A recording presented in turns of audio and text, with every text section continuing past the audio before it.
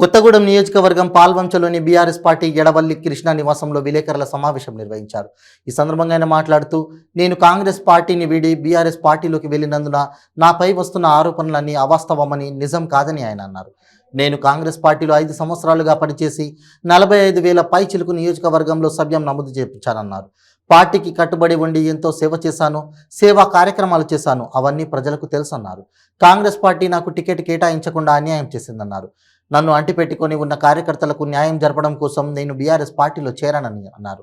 నాపై చాలా ఆరోపణలు వస్తున్నాయని, నేను ప్యాకేజీ తీసుకొని వచ్చానని అంటున్నారు. అదంతా అవాస్తవమని, నేను ఎలాంటి ప్యాకేజీలకు లొంగి బీఆర్ఎస్ పార్టీలోకి రాలేదని, ఈ విషయం ప్రజలు అర్థం చేసుకోవాలని తెలిపారు. అందరికీ నమస్కారం.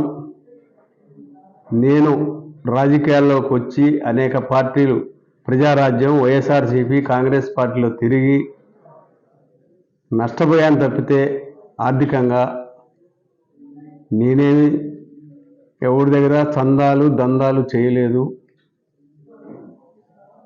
కాంగ్రెస్ పార్టీ కూడా ఇంత మోసం చేసింది. దానికి నిరసనగా నేను బీఆర్ఎస్ ఎన్నుకున్న గౌరవ ముఖ్యమంత్రి గారు హామీ ఇచ్చారు. హామీ మేరకు బీఆర్ఎస్లో తిరిగి పార్టీ పనిచేస్తున్నా. ఈ ప్యాకేజీలు కానీ ఇట్లాంటి దుష్ప్రచారాలు ఎవరు నమ్మొద్దు. దయచేసి సహృదయంతో అర్థం చేసుకోమని కొత్తగూడెం ప్రజల్ని కోరుతున్నాను. అర్థం చేసుకోవాల్సిన అవసరం ఉంది. నేను కాంగ్రెస్లో లేకపోయినా కాంగ్రెస్లో ఉన్నవారికి నా సలహా ఏంటంటే, ఇక్కడ సాంబశివరావు గెలిస్తే ఈ నియోజకవర్గం సిపిఐ పార్టీకి వెళ్ళిపోయినట్టే. మళ్ళీ కాంగ్రెస్ పార్టీకి ఛాన్స్ ఉండదు, బీసీలకు అసలే ఛాన్స్ ఉండదు. కాబట్టి మీరందరూ ఆలోచించి కాంగ్రెస్ పార్టీ మళ్ళీ బతకాలంటే, బయటపడాలంటే ఈ నియోజకవర్గంలో సాంబశివరావుని ఓడిస్తేనే మళ్ళీ పొత్తుల జోలికి రాడు.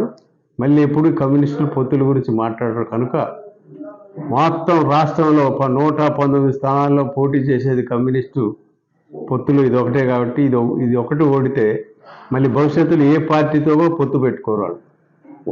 నిజంగా పోటీ చేయాలంటే మీ పార్టీ తరఫున మీరు పోటీ చేస్తే ఒకసారి ఇన్ని ఓట్లు వస్తే తేలుద్ది. అప్పుడు తెలుసుకోవచ్చు మాకు ఇన్ని ఓట్లు ఉన్నాయని. అది లేకుండా పొత్తులు పెట్టుకొని నాకు ఇన్ని ఓట్లు వచ్చినాయి, అప్పుడు అన్ని వచ్చినాయి అని చెప్పడం కరెక్ట్ కాదు.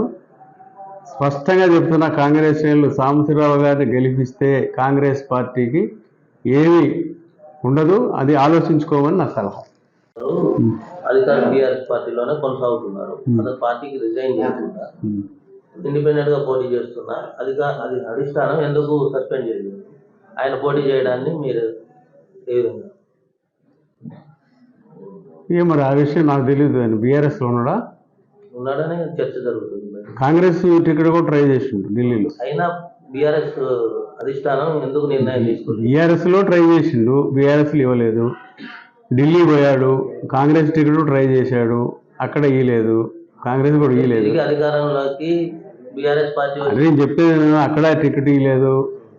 వచ్చాడు ఇండిపెండెంట్గా. అది ఫార్వర్డ్ బ్లాక్ అని కలకత్తా పార్టీ తెలుసు. అది ఇండిపెండెంట్ కాదు, all India Forward Bloc Calcutta. అది ఎవడో సుభాష్ చంద్రబోస్ అప్పుడు పెట్టిన పార్టీ. దాన్ని ఒకటి పట్టుకొని వచ్చి నిలబడ్డాడు. ఆయన ఎలక్షన్ ముందు 1 నెల ముందే వస్తాడు, గందరగోళం చేసిపోతాడు. ఇప్పుడు ఏంటంటే అసలు ఆయన ఎజెండా ఏంటి, ఆయన మేనిఫెస్టో ఏంటి? ఒక పార్టీ అంటే కలకట్టా పోతాడా, కలకట్టాలో పనిచేస్తాడా ఏంటి? ఇటు నిలబడి గెలిచి ఈ పార్టీ అధికారంలో వస్తే అందులో పోతాడు. కాంగ్రెస్ వస్తే కాంగ్రెస్ పోతాడు, బీఆర్ఎస్ వస్తే బీఆర్ఎస్కి పోతాడు. అలాంటి అవకాశవాదులను వదిలేసి నన్ను మీరు క్వశ్చన్లు అడుగుతున్నారు, నాకు అర్థం కాదు. నియోజకవర్గంలో ఆయన పోటీ చేయడాన్ని ఇదిగో నేను మొన్న చెప్పిన, కొంతమంది కొన్ని జబ్బులు ఉంటాయి. జబ్బులు ఉంటాయా? ఒకటి మూర్ఛలాగా ఉంటుంది, ఒకటి ఇంకో రకం ఉంటుంది.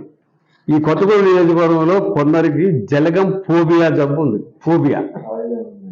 ఆయన ఎక్కడున్నా, ఫోన్ చేయకపోయినా, మాట్లాడకపోయినా వీళ్ళకి మాత్రం ఉరకలేస్తూ ఉంటారు. అదిగో వస్తుంది, ఇదిగో పోతుంది. దాన్ని ఫోబియా అంటారు. జలగం ఫోబియా ఉంది, అంతగా చెప్తే ఏం లేదు. అది పట్టించుకోవాల్సిన అవసరం. సరేనా? ఈరోజు జరిగే 30వ తారీఖు జరిగే ఎన్నికల్లో ఇక్కడ 3 అభ్యర్థులు పోటీ చేస్తున్నారు. మరి బీఆర్ఎస్ నుంచి వనమా వెంకటేశ్వరరావు గారు, సిపిఐ నుంచి సాంబశివరావు గారు, all India Forward Bloc party నుంచి జల వెంకటరావు గారు. అయితే ఇవాళ పోటీ నేను తిరిగిన ప్రాంతాలను బట్టి జననాడిని చూసి పోటీ బీఆర్ఎస్కి సిపిఐ మధ్యనే ఉంది. బీఆర్ఎస్ పార్టీ తప్పనిసరిగా గెలవబోతుంది వనమా వెంకటేశ్వరరావు గారు. అదేవిధంగా రాష్ట్రంలో కూడా ప్రభుత్వం కేసీఆర్ గారే మళ్ళీ ప్రభుత్వాన్ని ఏర్పాటు చేయబోతున్నారని తెలియజేస్తూ ప్రభుత్వం ఏర్పడటం వలన